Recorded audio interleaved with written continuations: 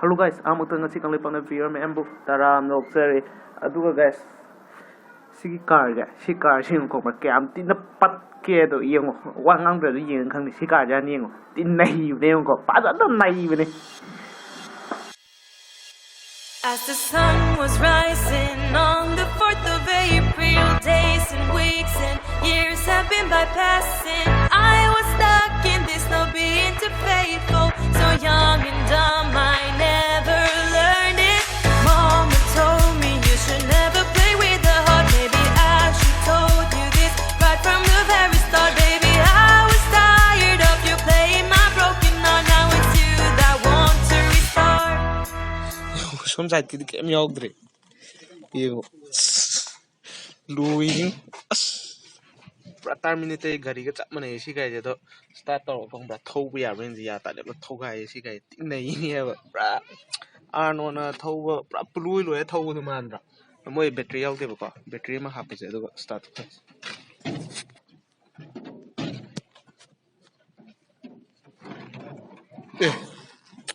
Sĩ pha là vì như này.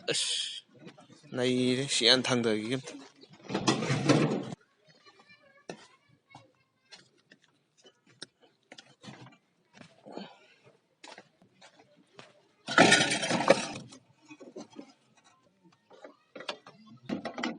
Yes, thong gì bốc thì không tốt bây đi.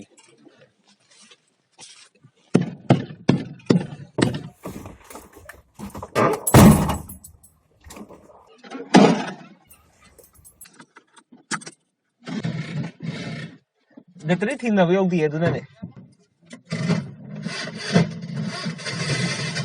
Ore.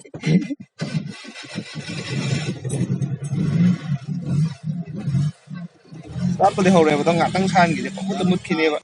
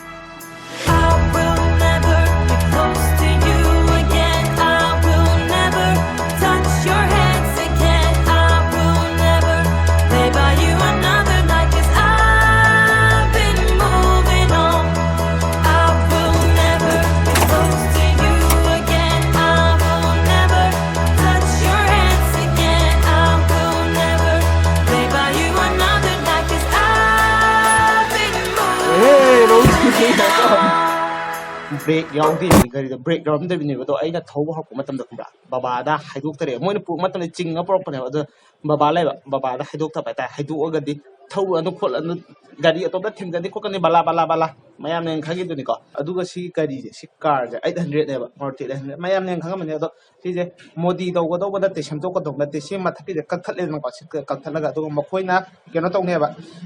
tin house ki speaker ke hap ka do da adu ba hap na ba gi po chai chik thau sing tong na ba gi oi season adu de ba yam kai na na se ba do ma te ba aduna si car go ba di block ti lai tre si da dum loi re duga ji bike ama modi do ba gi si bike chung yeng ga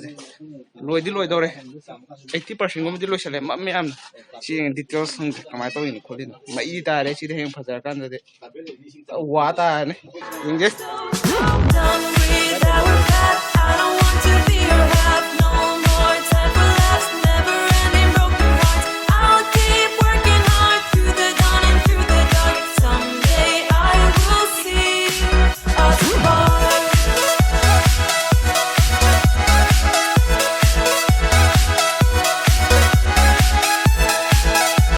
hayeng kung akan ko mi le kan kamai to de ni nak le bi am chaw ma bi wa ne ko gari ko yam kan chaw ma te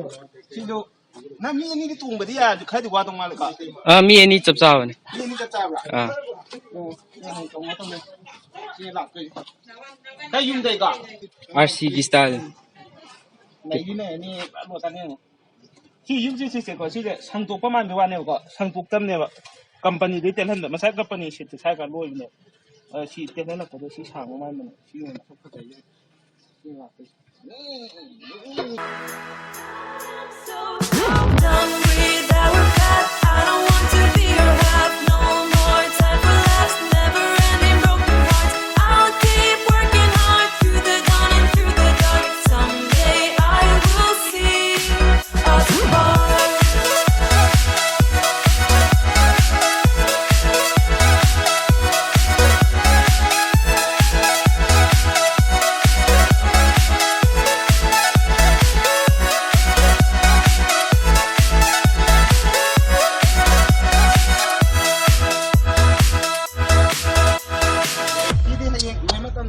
namdara gade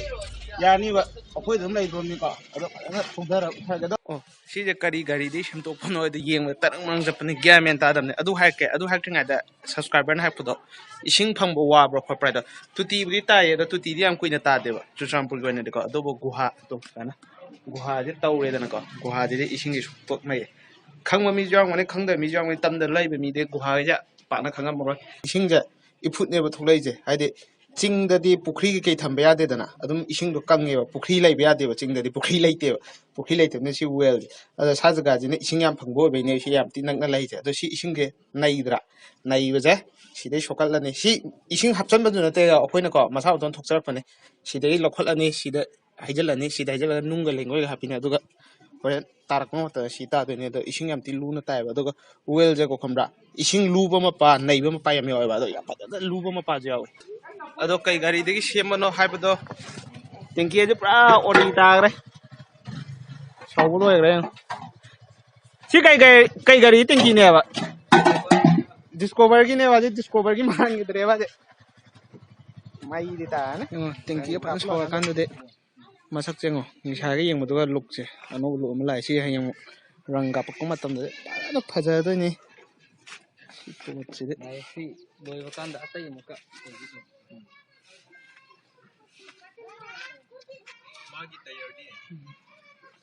nai di ne ni duga engine kai gi ne ba engine Pulsar 220 gi ma ni ne khangam gane Roshan gi mangan chang me masak chu udar duga to si pam ji da ni ngau ji pam KTM gi na tra pam je KTM gi no si sai de lo na te siklen ne ko ta ko a Delhi da ge phone pau khung na pe rei moi chi di sing ja ne duga UC6 na V2 gi ka na tra ada maning mamang just break out right si phaja ne aduga kai nang i wali ja haji si sem do ja headlight ka seat ka du tanga re ne ha tapna upgrade pi ge to keno di start yam na tra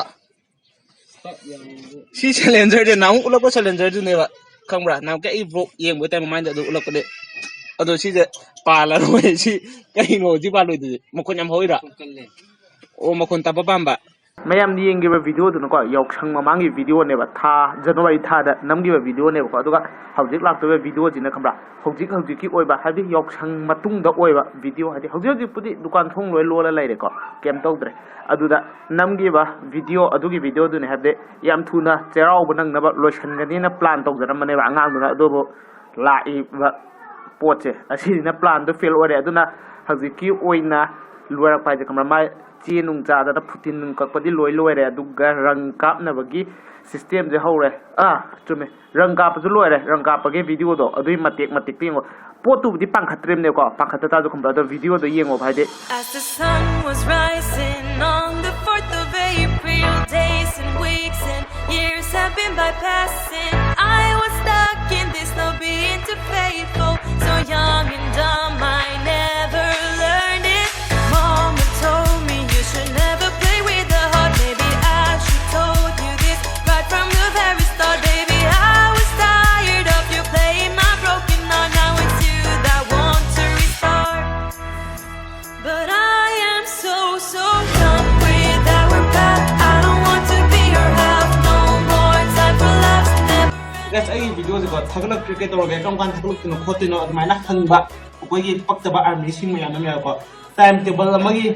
matung in na video e thagla pane ko kamai na thagla tem to kumra ngasi thagal le dana ka numit ni off le ga khambra adui mathangi numit ta thakap pane adu numit ni off le ga mathangi numit thakap pane thadi sigi quarantine matam je ko sumaina wi taw ga khanda do hayeng matam do la kan da de heng quarantine lo kan da ko adu gi formula de honga pi ai ngasi de matam si de video material solution jarge mathang block la tribo mayam puna kainer sti sana le ba kangai pakna yai fo